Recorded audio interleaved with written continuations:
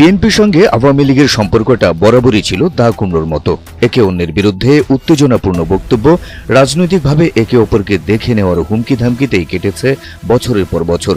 গেল 17 বছর তো আওয়ামী লীগের হামলা মামলার দাপটে মাঠে দাঁড়াতেই পারেনি বিএনপি। তবে এবার সেই চিরপ্রতিদ্বন্দ্বী বিএনপির সঙ্গেই হাত মেলাতে চায় আওয়ামী লীগ, একসঙ্গে কাজ করতে চায় দেশের স্বার্থে। সম্প্রতি জার্মান সংবাদ মাধ্যম ডয়েচে ভেলেতে দেওয়া এক সাক্ষাৎকারে বিএনপির সঙ্গে কাজ করার ইচ্ছার কথা পুনর্ব্যক্ত করেন পতিত আওয়ামী সরকারের পররাষ্ট্রমন্ত্রী হাসান মাহমুদ।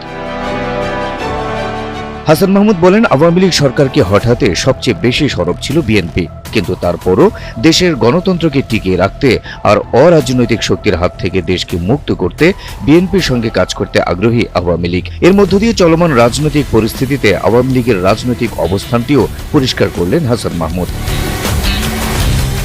আওয়ামী লীগের এক সময়ের প্রভাবশালী এই নেতা বলেন, শুরু থেকেই জামায়াত এবং অন্যান্য সাম্প্রদায়িক শক্তিকে সাথে নিয়ে বিএনপি আওয়ামী লীগের বিরুদ্ধে কঠোর আন্দোলন গড়ে তুলেছিল, কিন্তু আওয়ামী লীগ এখন বিএনপিকে একটি রাজনৈতিক দল হিসেবেই বিবেচনা করে এবং দেশের স্বার্থে তাদের সঙ্গে একজোট হয়ে কাজ করতে চায়।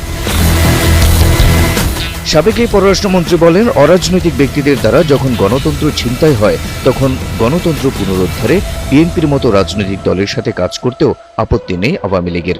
তার মতে, যারা বাংলাদেশের স্বাধীনতা ও সার্বভৌমত্বে বিশ্বাস করে এবং মুক্তিযুদ্ধের চেতনায় দেশ পরিচালনা করতে চায় তাদের সাথে কাজ করতে কোনো বাধা থাকা উচিত নয়।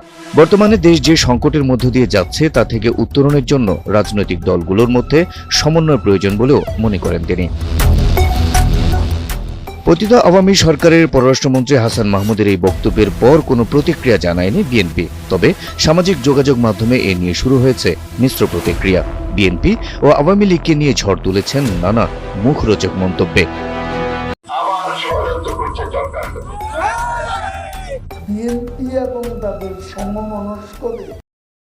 প্রতিক্রিয়া জানায়নি বিএনপি, তবে সামাজিক যোগাযোগ মাধ্যমে এ নিয়ে শুরু হয়েছে মিশ্র প্রতিক্রিয়া।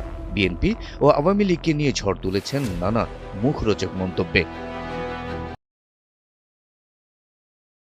আওয়ামী সরকারের পররাষ্ট্রমন্ত্রী হাসান মাহমুদ বলেন, আওয়ামী লীগ সরকারকে হঠাতে সবচেয়ে বেশি সরব ছিল বিএনপি, কিন্তু তারপরও দেশের